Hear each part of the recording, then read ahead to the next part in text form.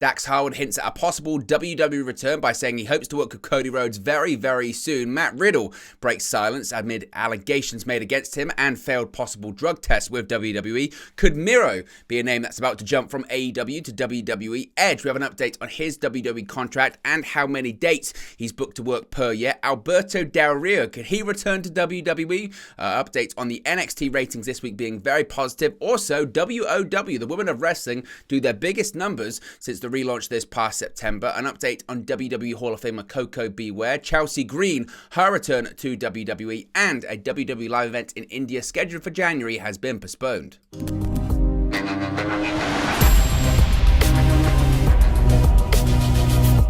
Hey guys, welcome back to Wrestling News 365. Hope everyone is doing very well. As always, there are plenty of news stories to get into in the world of WWE. And let's start off talking about possibly the return of FTR to WWE. This is actually could be possibly a really big story if you kind of dig quite deep into the words being said here. Now, the AEW contracts, this is what we know. The AEW contracts of Dax Harwood and Cash Wheeler of FTR are set to expire next year. Now, Dax has spoken about how he and Cash have discussed leaving the company, with them taking a year off from working television wrestling shows and working independent shows instead. Now, today, Dax announced his new FTR with Dax Harwood podcast, and he gave his thoughts on various topics. When speaking about Cody Rhodes, Dax called the son of a plumber, a visionary, and said he hopes to work with him quote, very, very soon. He said, quote, "Before I came to AEW, I had a big issue with Cody, which I've talked to him about." He did a podcast with Sam Roberts, and Sam Roberts said, "I'm going to ask you point blank, who's better, FTR or the Revival or the Young Bucks?" And without skipping a beat, he said the Young Bucks, because FTR or the Revival, they have to practice their matches, and the Young Bucks, they don't. They just come in and they have these matches. I took issue with that because in 18 years now, at that point, I think it was like 15 years or whatever, 14 years, I've never, ever, ever, ever practiced a match in my life. And I will never practice a match in my life. That goes to the speedball match you saw at WrestleCade. He wanted to practice in the back, and I said, "Speedball, I'm sorry, I don't do that. I'm not going to start today." But that really ate at me because of all the stuff that we had built up and we had worked so hard to create. I felt like he was taking a shit on that by saying we practice our matches. But I got over that, even though it doesn't sound like I did. I got over it. He and I are very good friends. We talk all the time now. I think he is a visionary. I think he is too smart for his own good. And I hope to be able to work with him very, very soon because, I think I could tear it up with him. Now, FTR recently lost their Ring of Honor World Tag Team Championships to the Briscoes at ROH Final Battle and lost their match with the Gun Club, also known as the Guns, the Arse Boys, whatever you want to call them, on last night's edition of AEW Dynamite. And there has been a speculation that actually we're sort of seeing this farewell tour, if you know what I mean, when it comes to FTR dropping the Ring of Honor World Tag Team Championships, probably going to drop the IWGP Tag Team Championships at Wrestle Kingdom 17, and most likely going to drop the AAA World Tag Team Championships as well soon.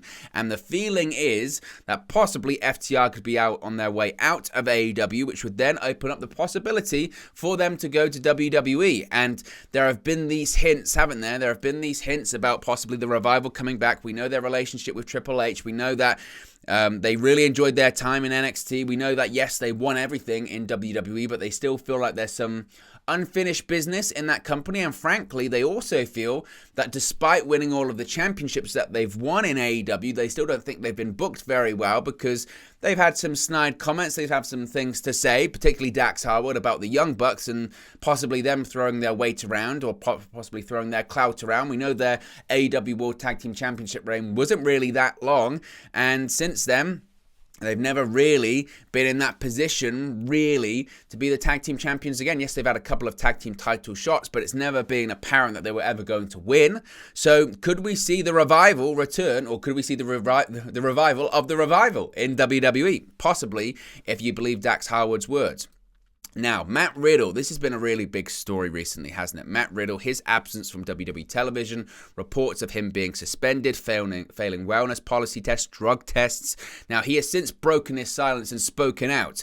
On the December 4 episode of Monday Night Raw, Riddle was written off television courtesy of Solo Sikoa.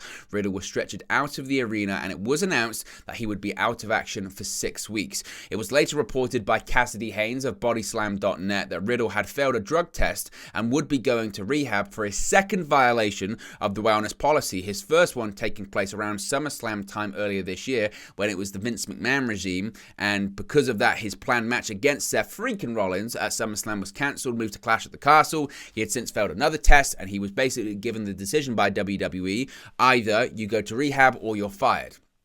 Now, it was also corroborated by the likes of Sean Ross Sapp and Dave Meltzer that report was accurate. However, there were some people close to Riddle saying he hadn't failed a drug test. Well, adult film star Jordan Max, who was reportedly dating Riddle at one point, took to Twitter and posted the following message after photos came out of Riddle kissing adult film star Misha Montana. Quote, "Does it make you feel better about yourself to kick people when they're down? Try to imagine for 1 second the man you've spent the last 6 months with, who said I love you for the first time 2 months ago, is all of a sudden making out with someone else who is in your industry, and then, rather than keeping plans for Christmas and New Year's Eve, he's going to rehab. Do you have any idea how confusing and hurtful that is?"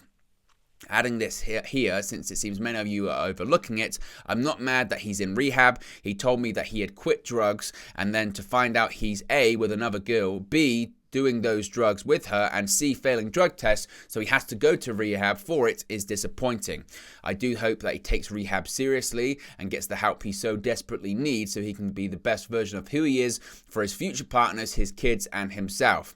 Daniela Petro, who's reportedly dating Riddle after his divorce, also took to social media and accused Riddle of abuse. Petro says she told WWE about Riddle. She did not specifically say what she told WWE about him or who she told, and that rehab was not going to help him. She called for WWE to fire him. Now, amid those accusations and amid those posts on social media, Riddle took to Instagram to post the following message, saying, quote, "I've been working a lot on myself lately and have been saying no and setting boundaries for the first time ever, and certain people aren't happy about it. But I couldn't be healthier or happier. Thank you for your support." Now, Riddle did not comment on the allegations or reports that he is indeed in rehab. Samantha Tavel, Candy Cartwright, accused Riddle of assault during the Speaking Out movement and filed a lawsuit which was later dropped. WWE, for their part, has yet to comment on the status of Riddle outside of what has happened on television, and I doubt that they will. However, you do have to question, when does it become too much for WWE? When does all of this speculation, this scrutiny, and this social media chatter become too much? Because eventually, unfortunately, whether it's true or not, they will cut ties because it's not a good look. It's almost like the Velveteen Dream situation. It's not exactly, I know that's kind of apples to oranges, but while stuff wasn't eventually proven, and there weren't criminal charges and stuff like that against Velveteen Dream, eventually it became too much trouble. And it could become the same for Matt Riddle. I'm not saying that will happen, but if we do get any more details on what's going on, of course, we'll touch base here on the channel. Miro. What's the latest with Miro in AEW? And I know you're going to say, oh, and this is a WWE news video. Why are you talking about an AEW star? Well, because there's been a lot of talk about him possibly going back to WWE. And an update has emerged on the status of Miro in AEW after his wife, CJ Perry, also known as Lana, pretty much admitted he'll probably return to WWE. Speaking on 92.7 WMAY, recently Perry said, quote, "Rusev Day will never die. It's always going to be around. The kids are going to want to sing it, and I'm sure it will make a return to WWE at some point. Rusev, well, whatever he shows up back in, whatever friggin' name or gimmick or character he returns at some point in WWE is going to be iconic.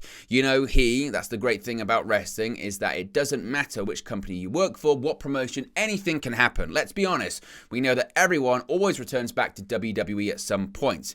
Now, of course, Miro has been absent from AEW television since September, reportedly because he didn't like what was pitched to him leading up to November's Full Gear pay-per-view. Speaking on Wrestling Observer Radio, Dave Meltzer said, quote, in September, Tony Khan came up to Miro and said he had this idea which would go to a match on the November pay-per-view, and he didn't want to do it. A lot of the people that come from WWE are very leery, obviously Bryan Danielson being the exception, about doing jobs. And then it becomes very difficult to book when you don't really want to do programs where you're going to lose. But anyway, they went through, and now November's over, and now we're in the news cycle, and they were going to bring him back and try to come up with some ideas for him, and they very well may. And then his wife comes in and says Rusev Day is going to come back to WWE. Everyone goes back to WWE. If I'm Tony Khan at this point, given everything that's happened, and the wife of one of the wrestlers goes and says essentially everyone goes back to WWE, it's kind of like, why am I wasting my time pushing this guy? I've got 100 guys on the roster who want to be here, and now you've got these guys who want to be in WWE.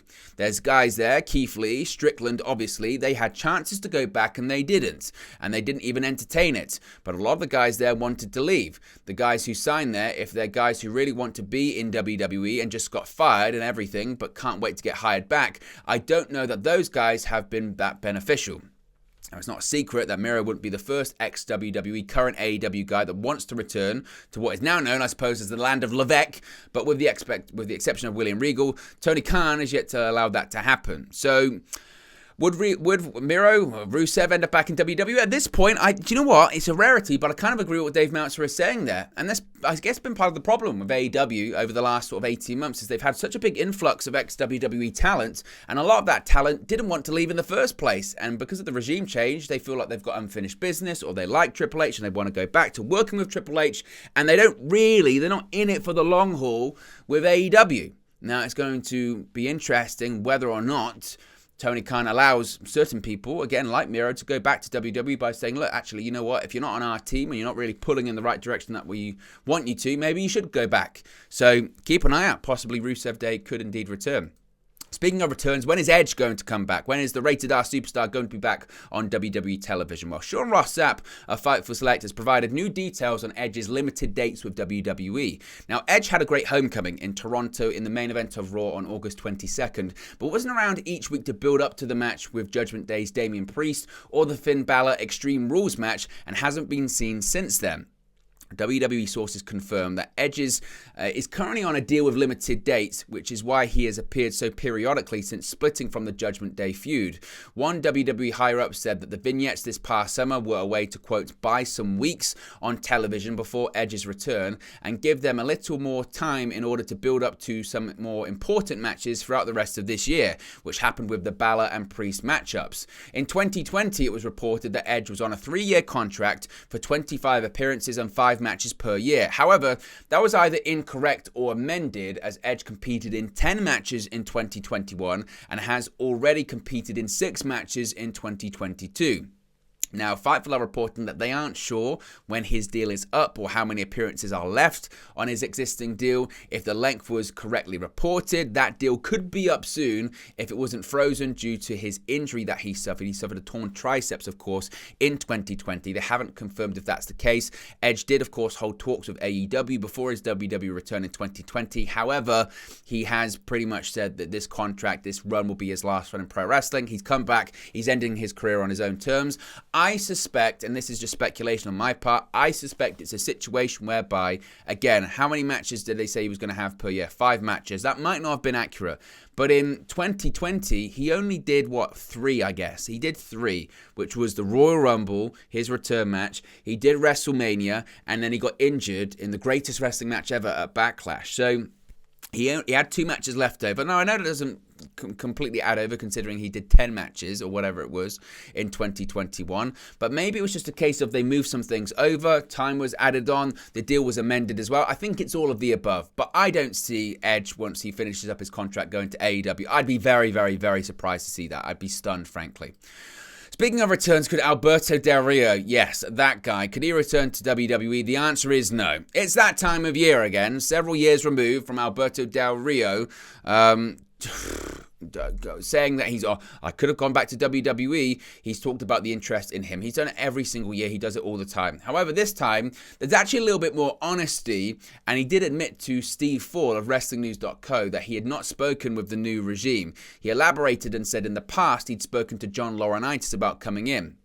Even in the past regimes, one WWE higher-up told Sean Ross Sapp of Fightful last year, quote, "There's no effing way that happens about a Del Rio return."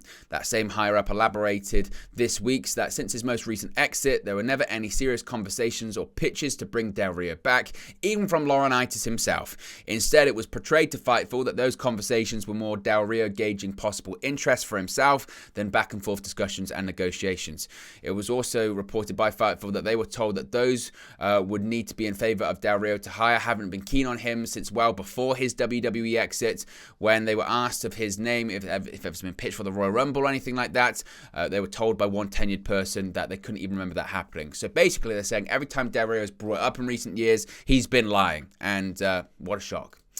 The NXT ratings this week were actually really, really good, especially for a tape show. Maybe with the Mandy Rose fallout, that's possibly why. But the positive ratings momentum for NXT continued with the pre-recorded episode that aired on Tuesday night, December 20. As reported by both WrestleNomics and Showbuzz Daily on Wednesday afternoon, the show averaged 705,000 total viewers aged 2 and up, around 183,000 of which were the key adults, 18 to 49 demographic. The latter figure netted the show a 0.14 rating in the key demographic, which Showbuzz Daily reported was good enough for 21st place among cable originals for the day. WrestleNomics notes that this was the best number for total viewers in almost 2 months, going back to the show that aired on October 25th.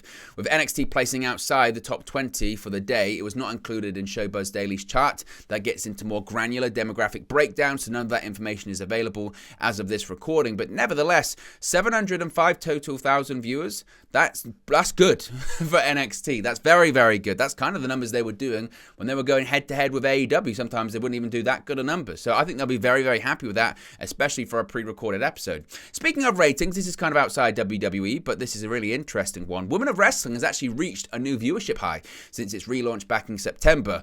Viewership totals for the December 10 episode have been revealed, and WrestleNomics reports that the show pulled in an average of 358,000 viewers in syndication. Now, roughly 60,000 of those viewers were aged 18 to 49, garnering a 0.05 rating in the key demographic. This total surpassed the previous high mark for WOW, which was an average of 334,000 viewers for the October 9 episode. While WOW has reached new heights in terms of total viewership, the 18 to 49 demo has remained pretty much unchanged over the past few weeks. Despite this, one would imagine that company officials are very pleased with the increases in viewership average. The first 2 episodes of WoW since the relaunch didn't reach the 300,000 viewer mark. Episode 1 of the relaunch pulled in 281,000 viewers, while the second show saw a decrease with an average of 273,000 viewers. So certainly, again, it's very interesting to see that 358,000 viewers in syndication. They'll be thrilled with that. What was interesting to note actually about the viewership totals for the first 2 episodes was the increase in male and female viewership in the 18 to 49 demographic. Only 18,000 males in that demo watched the first episode, but that number increased to 40,000 for the second show. As for female viewers aged 18 to 49, 26,000 watched the first episode, while 39,000 saw the second show. Male and female viewership totals were not available for the December 10 episode, but again, they'll be very, very happy with that. It was pointed out recently, and it's true, outside of WWE and AEW, WOW in the US does the highest total viewership, which is very impressive. It's higher than Impact Wrestling in terms of total viewership. It's higher than New Japan Pro Wrestling. Now, obviously, you can argue around the world, obviously, Impact's got a good distribution deal over here in the UK, and New Japan, of course, is highly viewed in Japan, in its native land. But still, that's very, very positive for WOW. I wanted to quickly touch on Coco Beware because WWE Hall of Famer Coco Beware is currently in the hospital. It was announced on the official Twitter account of the Wrestling Collection, a branding and creative agency owned by Ted DiBiase Jr. that lists Ware as one of its notable clients, along with Ted DiBiase Sr., IRS, and the estates of the Junkyard Dog and King Kong Bundy, saying, quote, WWE Hall of Fame inductee Coco Beware is currently hospitalized with an unspecified medical issues at a facility in Mississippi. Join us as we keep Coco and his family in our prayers this holiday season. So again, we don't know too much about what it is, but keep Coco in your thoughts. And if we get any more information about the Hall of Famer, we'll touch on it here on the channel. Chelsea Green is a name that's been linked to a WWE return, and amazingly, it's only been a week since Mandy Rose was fired from WWE, reportedly due to content she'd been posting on her fan time page. While Rose's release has generated a lot of controversy and discussion regarding what WWE stars can and can't do regarding third-party pages, the actions of a female wrestler rumoured to be returning to the promotion will only fuel those discussions some more. While it's unclear when it actually happened, a trip to the OnlyFans page of Chelsea Green reveals that the page is no longer available, signalling that Green had shut down her account with the platform. This would suggest that Green's return to WWE is indeed imminent, though there's no confirmation that she has signed. However, Dave Meltzer has provided an update on this. According to Meltzer on Wrestling Observer Radio, she dropped her OnlyFans account because she is set to make a surprise WWE comeback and debut on the main roster. However, she may have had more leeway in regard to keeping her account if she was going to join NXT instead. Meltzer noted that WWE officials don't crack down on NXT performers quite as heavily for posting racy content on third-party platforms. That said, Mandy Rose was kind of an exception to that. So by all accounts, her removing her account is a sign, and it is confirmation that indeed she is returning to WWE. Finally, WWE was set to have this major live event in India in January, but now it's reportedly been postponed. WWE's reported live event in India next month is now said to be pushed back, according to one Wrestling Insider. Although WWE never officially announced the live event, Wrestling Insider accounts had been reporting that WWE would be making its return to India on January 18th with a one-off event. However, WrestleVotes tweeted Thursday today that those plans are being revisited, saying, quote, "I'm told the proposed WWE live event in India scheduled for January 18 has been postponed for unspecified reasons," the account tweeted. Now again, it was expected that the SmackDown roster would be doing it. It was going to take place at the Gachibowli Indoor Stadium, a 5,000 capacity venue in Hyderabad, India. But for whatever reason, it's been postponed. We don't know why. If we get a reason, obviously we'll let you know here on the channel. But there you go, guys. That's the latest WWE news for you. Be sure to smash a like on the like button. Be sure to subscribe. Bottom right-hand corner. Let me know your thoughts on in the comment section below, and I'll speak to you again very, very soon. Hey guys, thank you for watching, listening, streaming, or however you come across this video today. Be sure to click on the video on the right there to watch our next video, or click the bottom there to subscribe, or the bottom right hand corner. Thank you very much, and I'll speak to you again very soon.